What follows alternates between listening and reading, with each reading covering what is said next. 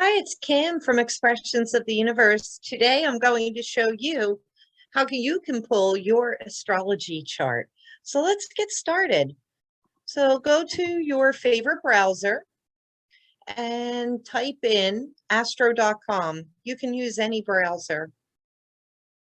And it will bring you to the home listings. Now, for this purpose, I will not go into My Astro just yet. I want to show you the homepage. So click here on Astro DNS Horoscope and Astrology homepage. And it brings you to the homepage. Sorry about the ads. There are so many educational tools in this particular website, even the current planets and degrees. But go ahead and check this out at your leisure. For today, I'm going to show you how you can create your own account. And am I not getting that? Oh, okay. So I will go to My Astro. And I'm going to do the log out so that it brings me right to here. And for these purposes, let's create a free registered user profile. I will delete this profile after this tutorial, just so you know that it doesn't conflict. And I'm going to pick a password, and we will just do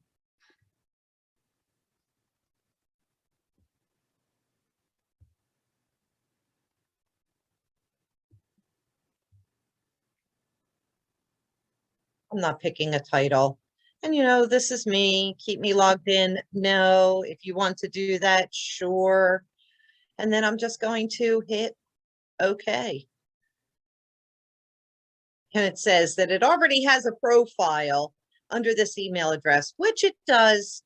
So, but I wanted to show you how easy it is. Now I'm going to go back to astro.com. I'm going to log in with my real profile. Okay, so let's add a new chart. Just going to make up a name here.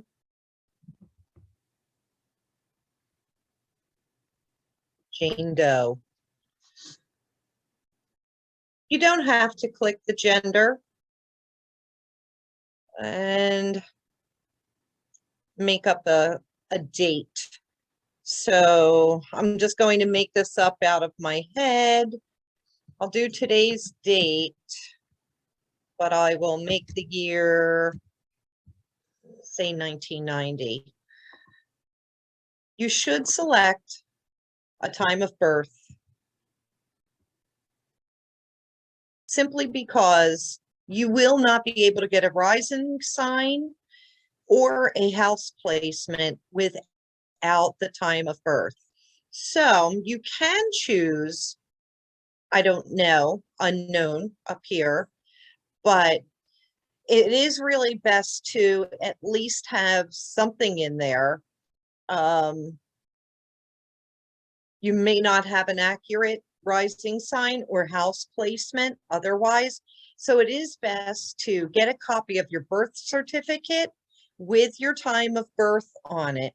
Sometimes it requires ordering the long form of your birth certificate for that information.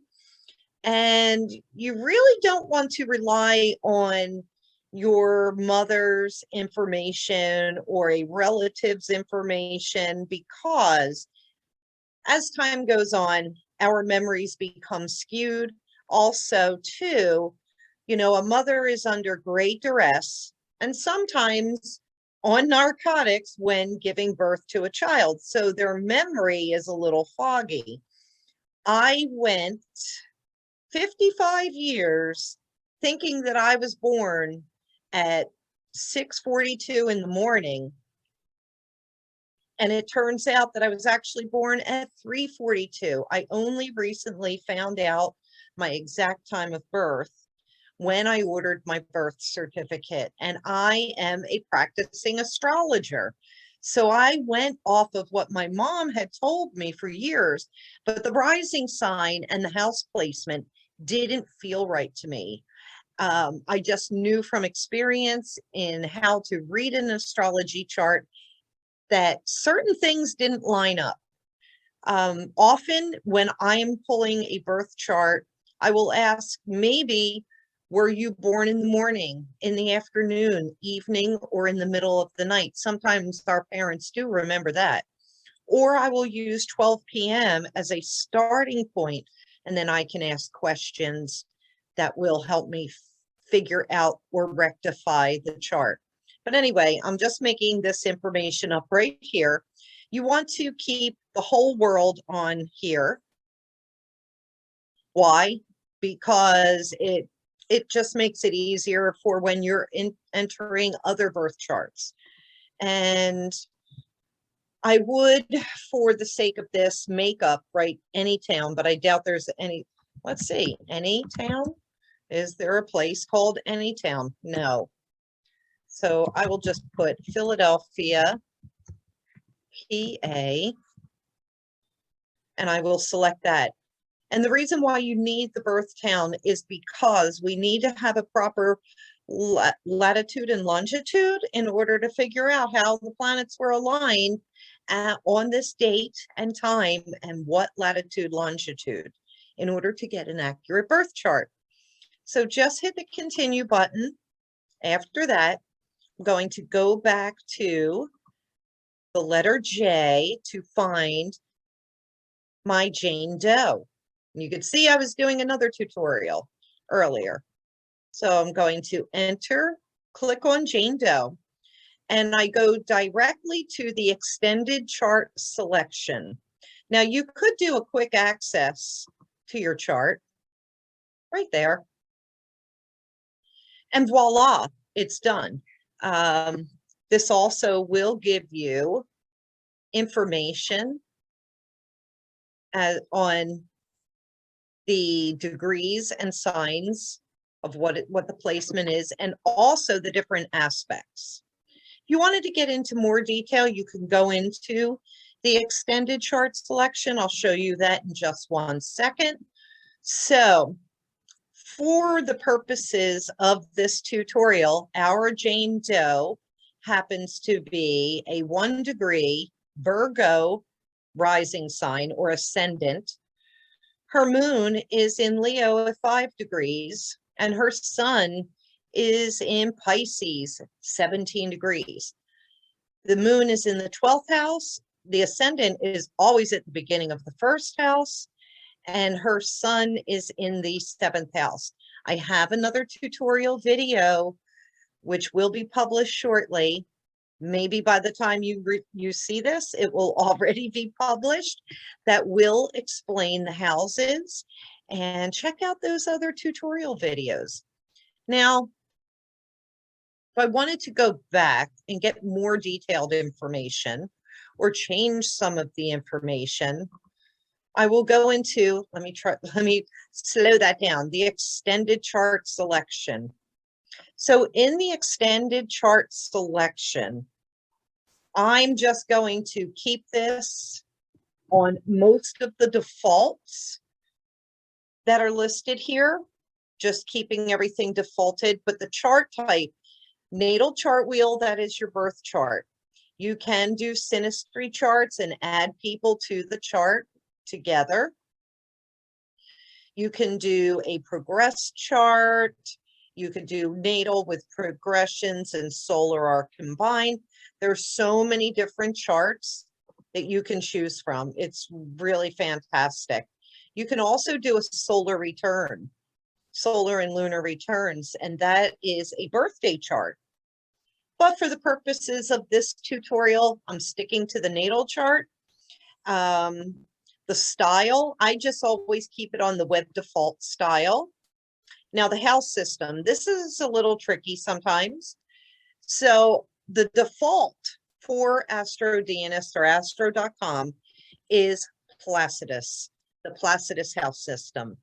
You can see that there are a myriad, let me make this a little smaller, a myriad of different house systems to choose from. Go ahead and play around with it. The most popular are probably Placidus, Equal, Whole Signs, Porphyry, Coke, and yeah, I think those are the most prominent. I will play around and use Placidus, Equal, and Whole Signs. Depending on what type of a chart I'm pulling, those are my three go-tos. And I do like to look at a person's chart in all three house systems just to see the flavor. But for the purpose of this, I'm going to just use the default or Placidus system. You can add, I don't play around with any of this. I don't play around with any of that, but you can add additional objects. That's what I wanted to show you.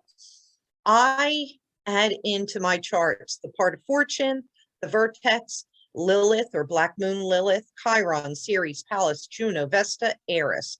I also do the prenatal solar and lunar eclipse and the galactic center. And I have a couple of other items in here that are numbered. So when it comes to the asteroids, there are, tens of thousands of asteroids. You can do it alphabetically, start alphabetically. You can either double click the box or enter manually the number separated by commas. You can enter up to 11 different objects, but there are tens of thousands of asteroids. You can even look up your own name. I will have a different tutorial video for that, and that's a lot of fun. The fixed stars, same thing. There are tens of thousands of different fixed stars in the sky. You can even look up and see if there are any named after you, or, look up any that maybe you've done some research on. There are a lot of astrologers that really like to play around with the fixed stars and see what the transits are in comparison to their chart. But for the purposes of this video, I'm just going to use the defaults. Now, make this a little smaller for you. On the extended chart, you will not have the listing of planets there. They will be listed down here. These are the aspects. A nice little tool that this comes with is it will tell you what the balance of your elements are in your chart, how much fire, air, earth, and water you have in your chart. This chart is nearly devoid of air. So that is going to probably be an entire other video. This will also bucket the flavor or characteristics of the chart. So cardinal signs would be those signs that are on these points or the cardinal positions in the wheel. Fixed signs. The fixed signs are Leo, Aquarius, Taurus, and Scorpio. So everything has an opposite polarity or an angle. And then there are the mutable signs, those that are bendable and interchangeable. That's Pisces and Virgo. It's also Gemini and Sagittarius. So you can see what the balance in your chart is of those characteristics. For this particular chart, there's a pretty good balance of cardinal, fixed, and mutable. This is a very watery chart. Heavy, heavy, heavy in water. So this person, if this were a real person, would be extremely, in my opinion, emotional, intuitive, everything that those water signs are. The fire signs bring energy, they bring creativity, they also bring aggressiveness. The air signs are our mental and thought and word capacity, and our earth signs are the grounded, hardworking manifestors of the zodiac. If I go back to the chart selection, just to play around, if I show you real quick what this would look like in whole signs, it divides the wheel equally. So remember, I don't know if you remember, you may want to just slide back a little bit. When we're in a Placidus, the signs may occupy two houses in some of the house systems, but whole signs or equal signs, you will get one sign per house, 30 degrees. But go ahead and play around with it. If you have any questions or comments, oh, yes, let me finish that thought. If you have any questions or comments, feel free to comment this video. I do answer all questions and I will respond. The one thing I did want to show you when you're pulling your chart, so say this is you. This is your birth chart. This is how your planets are at the moment you were born. But do you want to find out what's going on right now? So if you've watched any of my weekly wisdom videos, I always talk about what's going on in the stars and which signs are being most affected, especially on a full moon or a new moon. For example, if there is a full moon in Capricorn, when you bring up the transits, you will see that moon outside here, and you will know which house is going to be most affected in your chart. You would have to know the houses. I do have a tutorial for that, but how do you find out what planets are happening in the sky right in this moment? Well, all you have to do is click with transits and voila. These are the planets on the outside that are in the sky right at this moment. So this would show that the moon is currently in this person's birth chart in their 9th house of Taurus. It's not giving you the degrees here, but you can go down the side and make this a little larger and figure out what the degrees of the transiting planets are. Make that smaller. Now, if you wanted to find out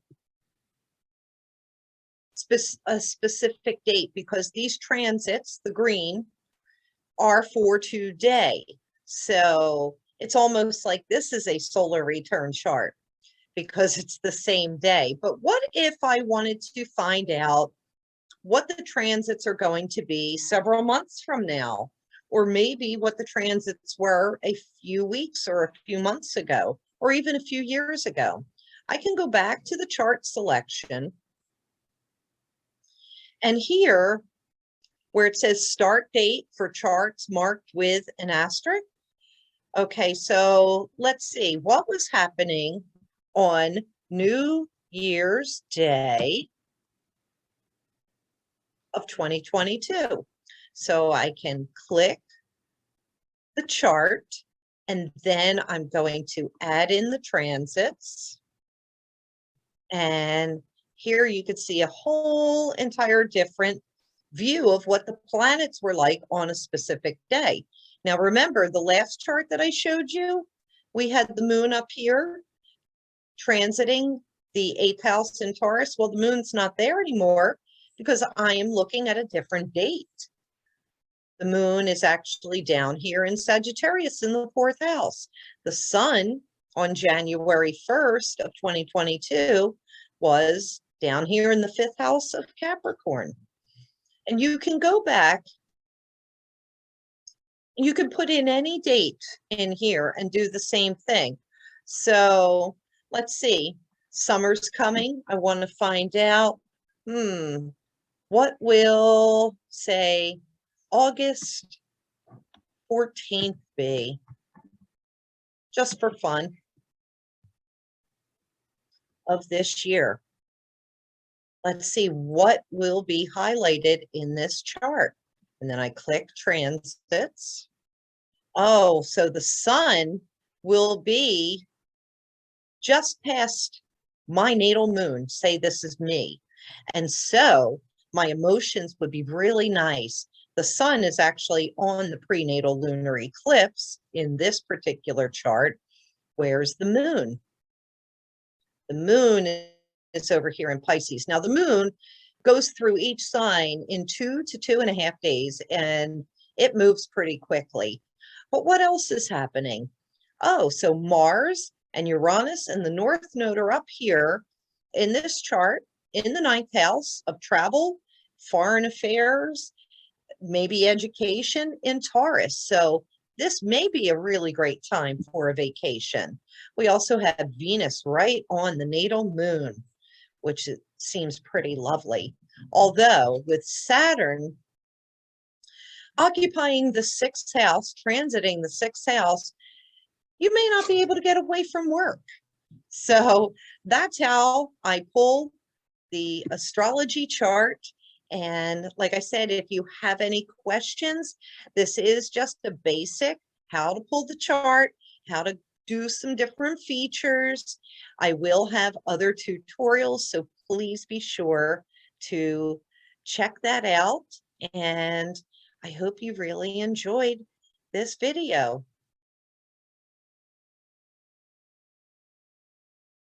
Now, if I could just figure out how to